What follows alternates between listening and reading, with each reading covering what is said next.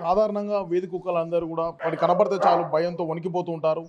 చాలామంది వాటిని కొడుతూ వాటిని హింసిస్తూ ఉంటారు. కానీ మహబూబాబాద్ జిల్లా ఈదుల పూసపల్లి గ్రామానికి చెందిన ఒక కుటుంబం ఎక్కడ వీధి కుక్కలు కనబడ్డా అనారోగ్యంతో కనబడ్డ వాటిని చేరదీస్తూ ఆపన్నాశనం అందిస్తున్నారు. కుటుంబం మొత్తం కూడా ఆ వీధి కుక్కలు పెద్ద దిక్కు అవుతున్నారు. ఇంటి మొత్తాన్ని కూడా కుక్కలకు అంకితం చేశారు.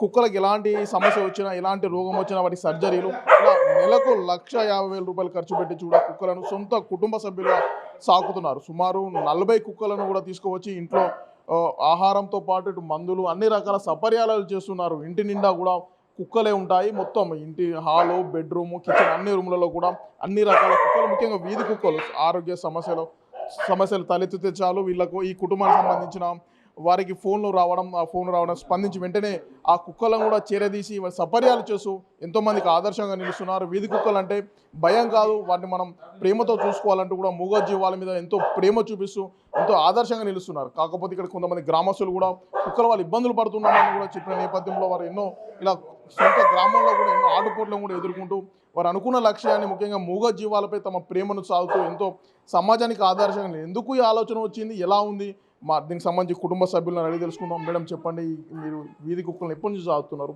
ఎట్లా మీకు ఎందుకు వచ్చింది ఈ ఆలోచన? నమస్తే అండి, నా పేరు పెళ్ళి దీపిక. గత 13 సంవత్సరాల నుంచి మేము వీధి కుక్కల్ని సాదుతున్నాం. ఫస్ట్ ఒక డాగ్ అంటే దెబ్బలతోటి ఉండడం అనేది మా ఫాదర్ గమనించి ఇంటికి తీసుకొచ్చారు. అప్పుడు స్టార్టింగ్ నేను భయపడేదాన్ని. తర్వాత మెల్లిగా దానికి ట్రీట్మెంట్ ఇస్తూ బయట వదలలేక మాతోనే ఉంచుకోవడం జరిగింది. దానికి క్యాన్సర్ అని తెలిసిందండి. సో క్యాన్సర్ అని తెలిసాక దాని ట్రీట్మెంట్ కోసమని ఇక్కడ లోకల్ వెళ్ళడం జరిగింది. ఖమ్మం, వరంగల్, హైదరాబాద్ దాకా వెళ్ళి శాంపిల్స్ బాంబే కూడా పంపించడం జరిగింది. తర్వాత దాన్ని క్యూర్ చేసుకున్నాక ఓహో ఇట్లా చాలా డాగ్స్ ఇట్లా సఫర్ అవుతున్నాయని అర్థమయ్యి ఒక్కొక్కటి ప్రాబ్లం ఉన్నవి మా నోటీస్కి వచ్చినవి అట్లా ఇంటికి తీసుకురావడం జరిగి ఇప్పటికి అట్లా 40 వరకు ఉన్నాయి. ఇంకా చాలా ఉండేయండి, 50+ ఉండే. మెల్లిగా క్యాన్సర్, ట్యూమర్, ఫిట్స్ కానీ, వాళ్ళకు వచ్చే సీడీ ప్రాబ్లం కానీ, పార్వో వైరస్, ఇట్లా చాలా డాగ్స్ చనిపోవడం జరిగింది.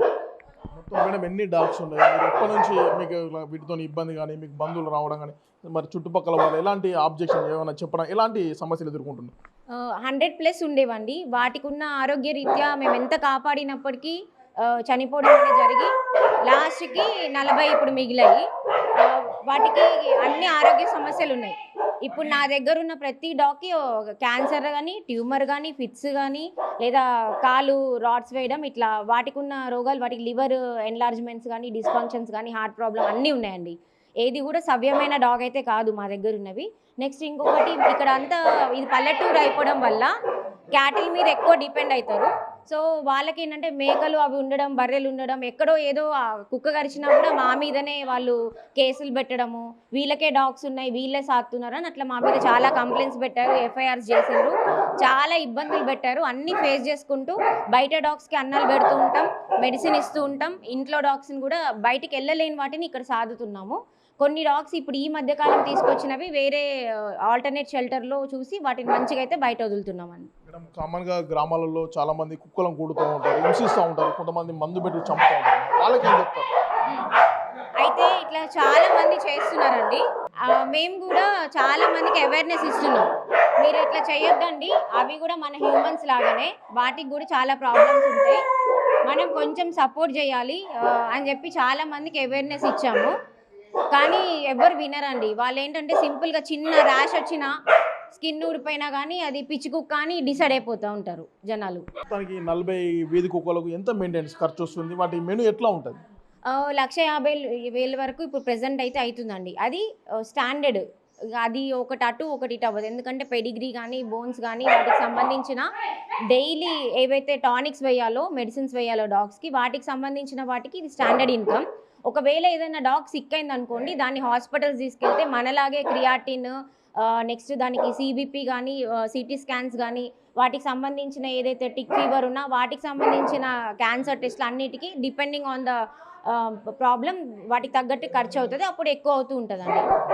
మొత్తానికి మనుషులు ఏ విధంగా అయితే అనారోగ్య సమస్యలతో బాధపడుతూ ఇబ్బందులు పడుతుంటారో వాళ్ళకి మనకైతే ఏ విధంగా అయితే హార్ట్ సర్జరీలు, పిట్స్, క్యాన్సర్ లాంటి రోగాలతో ఎలా ఇబ్బంది పడతామో ఈ వీధి కుక్కలకు ఎవరు లేరు, వీళ్ళు ఎలా బాధపడుతున్నారో చూసేవారు దిక్కు లేరని ఆలోచనతో వాళ్ళే మొత్తం వీధి కుక్కలు ఎవరు ఇబ్బంది పడ్డా వారు నేరుగా కుక్కను తీసుకురావడం, ఇంటికి తీసుకురావడం, సర్జరీలు చేపించడం, క్యాన్సర్ లాంటి టెస్టులు సుమారుగా 40 కుక్కల్లో 30 పైగా అన్ని దీర్ఘకాలిక వ్యాధులతో ఇబ్బంది పడుతున్నాయి. వాటికి సుమారు నెలకు 2 లక్షల రూపాయలు కూడా ఖర్చు అవుతుందని చెప్తున్నారు. అమ్మ చెప్పండి, మీరు ఇంటి నిండా కుక్కలు పెట్టుకున్నారు, మరి ఇబ్బంది అనిపించట్లేదా? మీకు ఎట్లా ఉంటుంది? ఇబ్బంది ఏమి అనిపించట్లేదండి, కానీ అలవాటు అయిపోయింది. ఇబ్బంది అంటే అవి కూడా ఉండాలి కదా, మరి బయట ఎక్కడో ఉంటే ఎక్కడో ఇది కదా.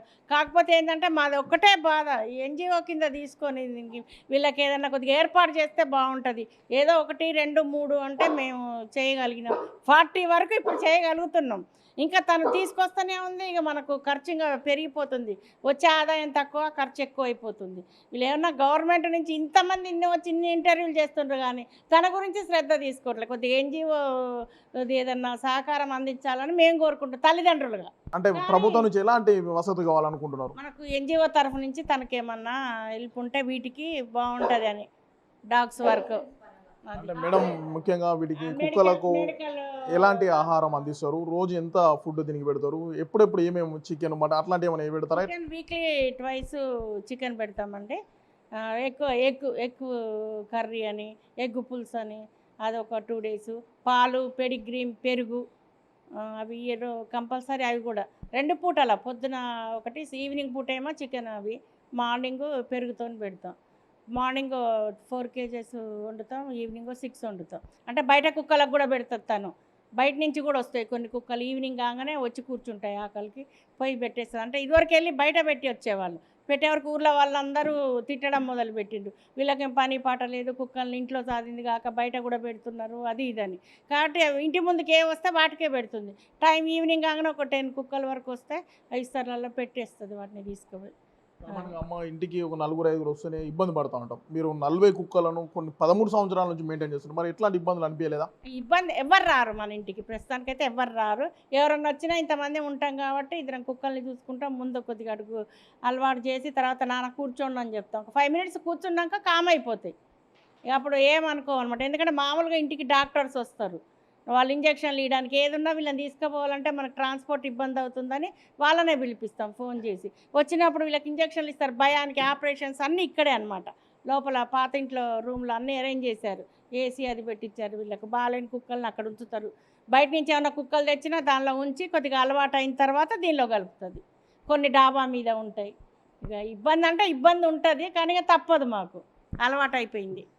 ఓకే, మొత్తానికి వీధి కుక్కలకు కూడా చాలా ఇబ్బందులు ఉంటాయి, అనారోగ్య సమస్యలతో బాధపడుతుంటాయి. చిన్న చిన్న సమస్యలతో కూడా అనారోగ్యం పాలైతే కూడా చనిపోతుంటాయి. వీధి కుక్కలను ఎవరు చూసుకోవాలి, వాటన్నింటినీ కూడా మేము చూసుకోవాలనే ఉద్దేశంతో కూడా ఈ వీధి కుక్కలన్నీ కూడా చేరదీస్తూ ఉంటాం. ముఖ్యంగా నెలకు 2 లక్షల రూపాయలతో పాటు వాటికి కావాల్సిన నాన్ వెజ్తో పాటు రోజుగా 2 పూటల ఆహారాన్ని కూడా అందిస్తామని చెప్తున్నారు. ముఖ్యంగా మాకు ప్రభుత్వం నుండి ఎలాంటి సహాయ సహకారం లేదు. ప్రభుత్వం నుండి సహాయ సహకారం అందించి మమ్మల్ని ఒక స్వచ్ఛంద సంస్థ ప్రభుత్వం గుర్తింపిస్తే ఇంకా ఎన్నో నిస్సహాయ స్థితిలో ఉన్న వీధి కుక్కలను కూడా ఆదుకొని వాటికి సపర్యలు చేయడానికి మేము సిద్ధంగా ఉన్నాను కూడా ఈ కుటుంబ సభ్యులు చెప్తున్న పరిస్థితి కనబడుతుంది.